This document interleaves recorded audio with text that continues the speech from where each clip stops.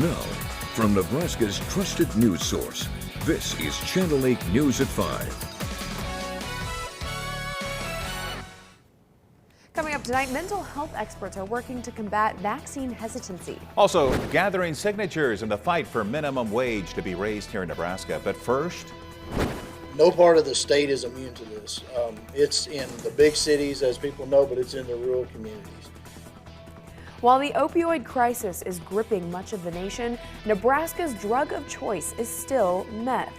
Good evening, everyone, and thank you for joining us. A special task force is ready to fight methamphetamine in our state. That's right. More than 200 law enforcement officials have come together to try and stop meth from entering and being distributed here in Nebraska.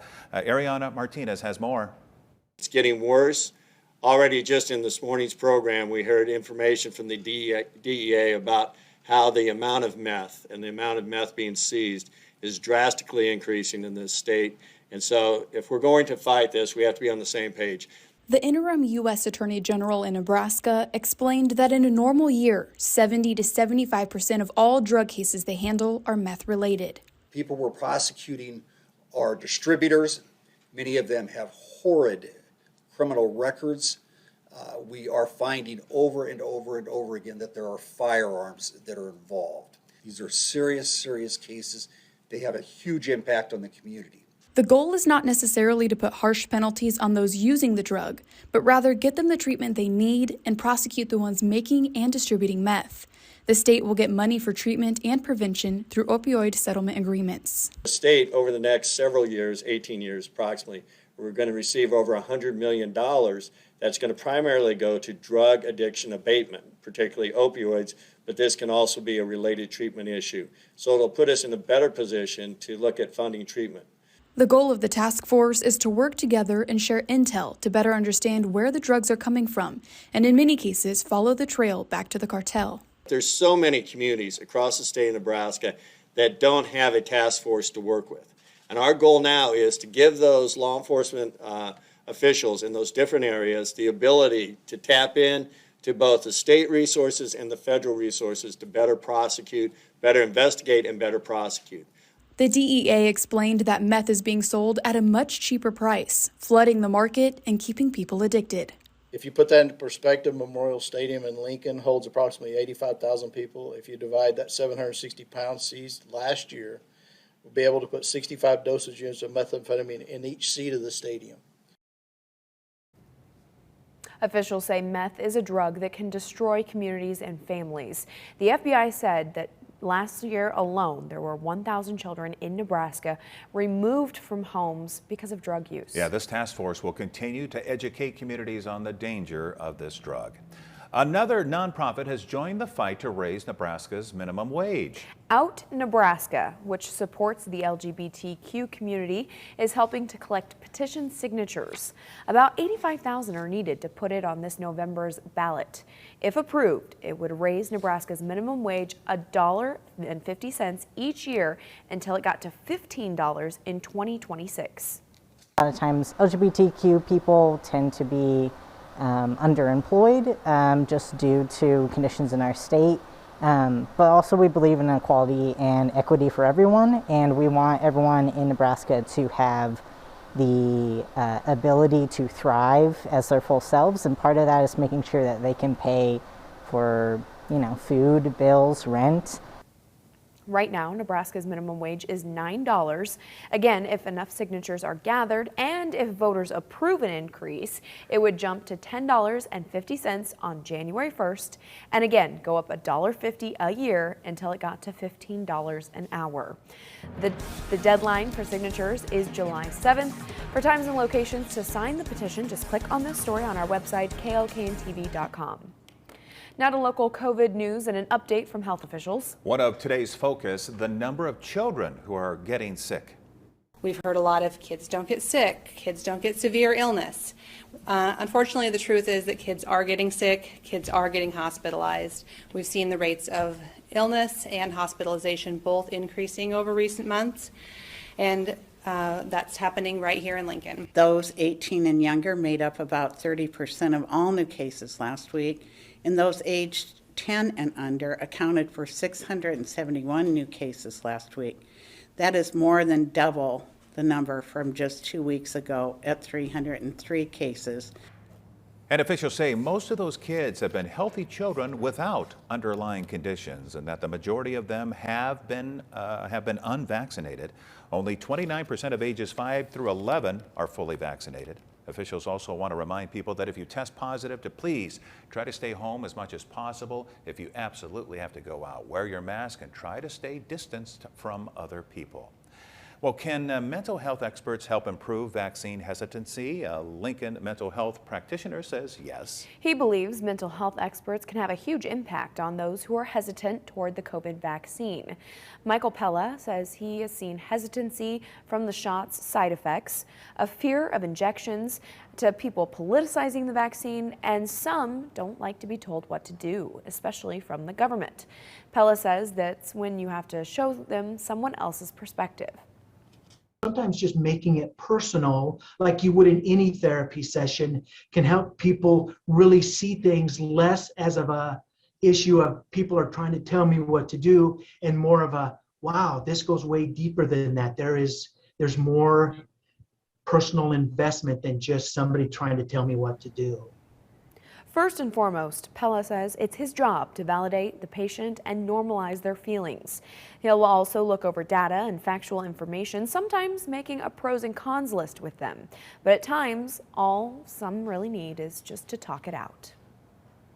Now to western Nebraska, North Platte could break ground soon on a new plant with $1 billion impact. The company called Sustainable Beef plans to create hundreds of jobs and give cattlemen new options.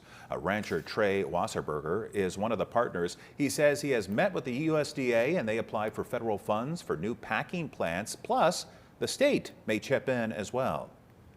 Construction costs keep getting bigger, and concrete and steel and trucking issues, and our plant now is about $325 million, so any help we can get, and it's a safe investment. Governor Ricketts came out and allocated about $15 million in his budget for us, and it all helps. Now, there have been some concerns about odor, traffic, and crime with the packing plant. Wasserberger says they have people on their team with experience successfully running plants like this. He believes it will be a catalyst for North Platte's future. Time now for a check of our weather, and John is a little more mild today. I haven't heard a lot of complaints. No, a little windy outside at times. Winds gusting at times as high as 37 miles per hour in Lincoln this afternoon, but temperatures definitely warmer. A live view outside right now shows you we've got beautiful blue skies throughout the afternoon with lots of sunshine. In fact, 100% sunshine today in the capital city. This is a live look right now from Southeast Community College back to the southwest. Temperatures compared to 24 hours ago, we are running 13 to nearly 20 degrees warmer. It's 37 right now in Lincoln, 35 in Beatrice, it's 38 in Wahoo, and 39 in Columbus. Lincoln did hit a high temperature today of 39 degrees. Here are the winds that are still gusting out of the south-southwest, 30 to 32 miles per hour. That's giving us wind chill values a few degrees cooler than the actual air temperature. It feels like it's 26 in Lincoln, 26 in Friend, and down to 24 is what it feels like in Beatrice.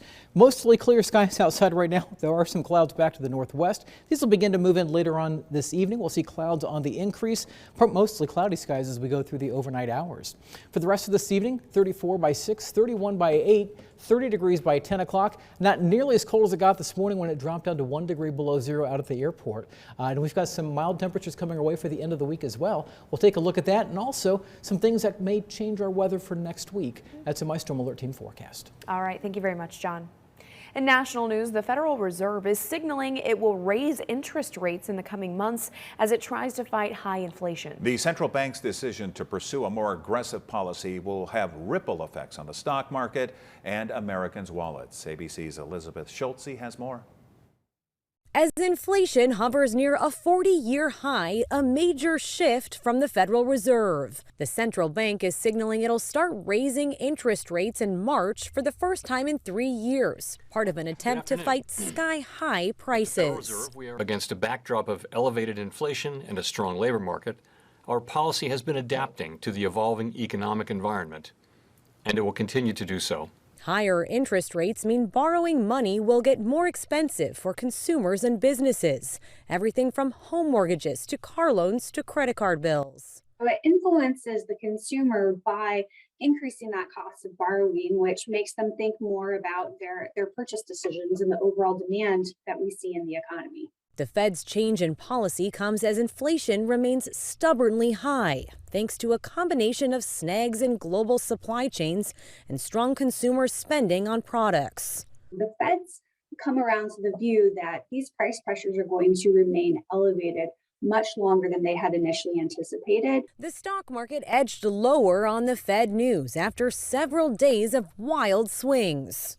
While Americans checking their 401k accounts might be jittery, analysts say there could be gains ahead. The good news is, if you go back and look at all of the rate hike cycles that we've had going all the way back to 1950, the market has tended to do well after it starts. Amid the market volatility, a long-term strategy is key. It's going to be a bumpy road, but don't get pushed out of your diversified investment plans.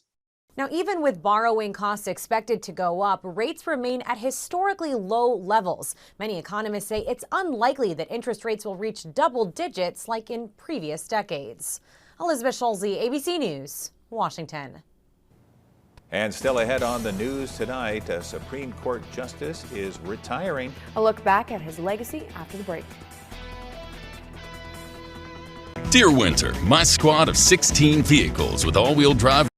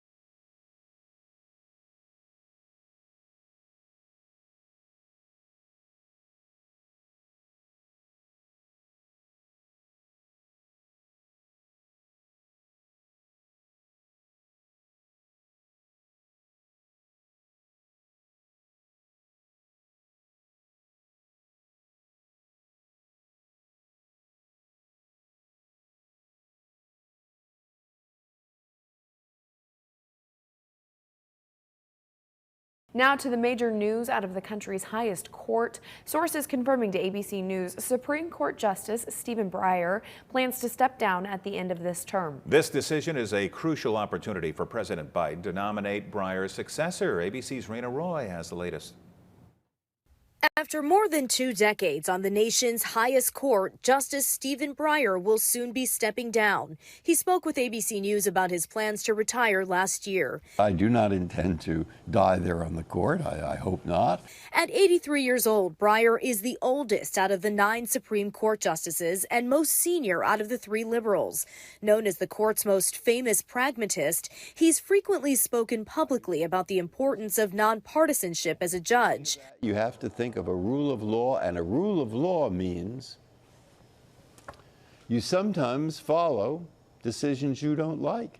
Breyer was nominated by President Bill Clinton in 1994, since then becoming a consistent liberal vote, a critic of the death penalty and defender of abortion rights. Last term, he authored major opinions upholding the Affordable Care Act, affirming free speech rights of students off campus, and resolving a multi-billion-dollar copyright dispute between tech giants Google and Oracle. It was so inspiring that this term, that his pragmatic vision of compromise and moderation were ascendant, and all of the unanimous decisions this term were a moving tribute to his inspiring legacy. Breyer is leaving behind the most conservative court of a generation. 3 of those conservative justices nominated by former President Trump. Breyer's retirement now paving the way for President Biden to fulfill his promise of transforming the Supreme Court, potentially making U.S. history. I'm looking forward to making sure there's a black woman on the Supreme Court. The president has stated and reiterated his commitment to nominating a black woman to the Supreme Court, and certainly stands by that. These are some of the potential picks the president is said to be considering. Senate Majority Leader Chuck Schumer says the president's nominee will receive a prompt hearing before being considered and confirmed quickly. Rena Roy, ABC News, New York. And now to a daring escape after 2 months in captivity in Haiti. One of the missionaries kidnapped with his group last fall now speaking out about the ordeal. Back in October, Austin Smucker and 16 others, including several children and an infant, were taken captive by one of Haiti's most notorious gangs. There was a pickup truck parked across the road up in front of us. We turned around and tried to go back the opposite direction. I think we probably all knew what it was. And so, yeah, I was scared. I was uncertain, unsure of what exactly was going to happen. The guards brought us some fans to try and cool us down. And then the next day they brought us 2 couches. And they showed up with a humongous box of American-made snack food. And those 3 things gave me a pretty good feeling that these guys probably aren't out to hurt us. The kidnappers, though, demanded $17 million in ransom, $1 million for each person. Smucker says they were kept in a small room. Nearly a month into their captivity, 2 of the missionaries were freed. And then several weeks later, the rest made their escape through a door normally blocked and heavily guarded.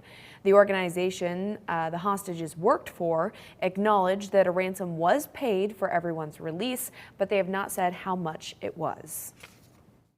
Now, your Storm Alert Team forecast with Chief Meteorologist John Dessauer.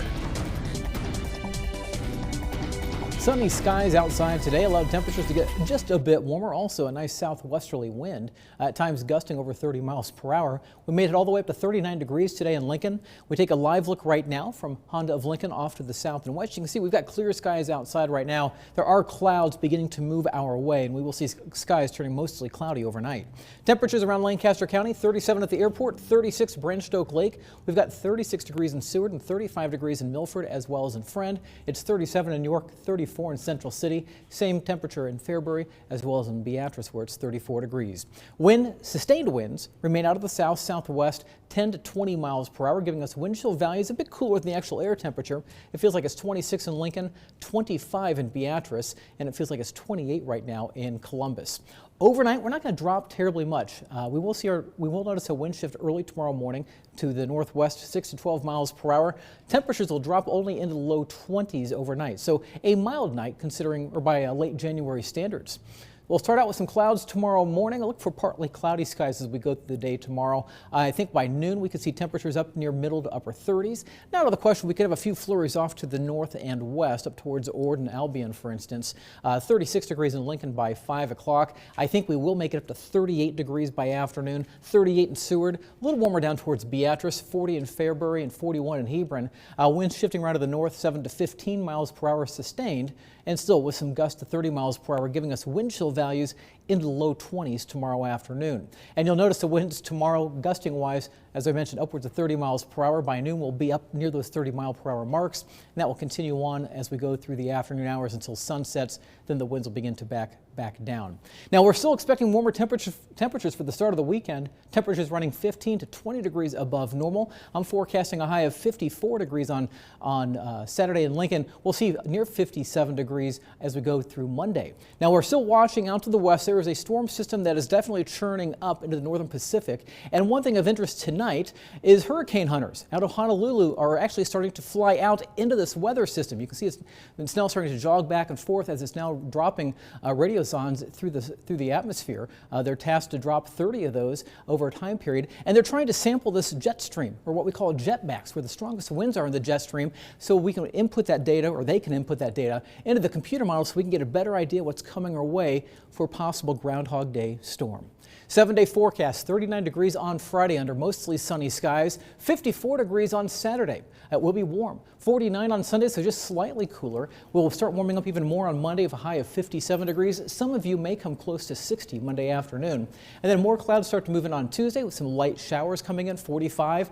Cooler temperatures arrive for Groundhog Day on Wednesday, and that's when we may be dealing with some freezing rain, maybe just rain, all snow, or the system may even pass just south of us. So we'll have to keep an eye on this over the next several days. There is some potential with the storm, so that's why we're mentioning it now as it's crossing the Pacific Ocean. And behind that, if we get some snow on the ground, temperatures only into the teens the day after, and then we start trying to warm things back up into the 20s and 30s as we head towards the following weekend. All right, thank you very much, John. A split day on Wall Street, the Dow falling 130 points. NASDAQ, though, barely staying positive, gaining 3. Here are your numbers. We'll be right back.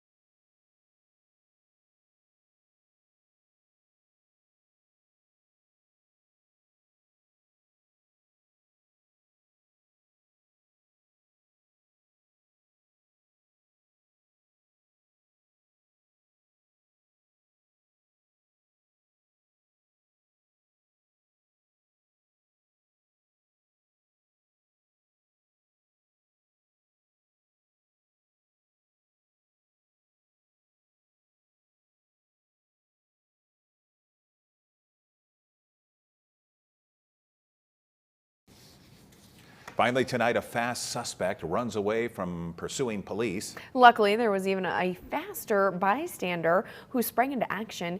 Here's tonight's Take a Look at This.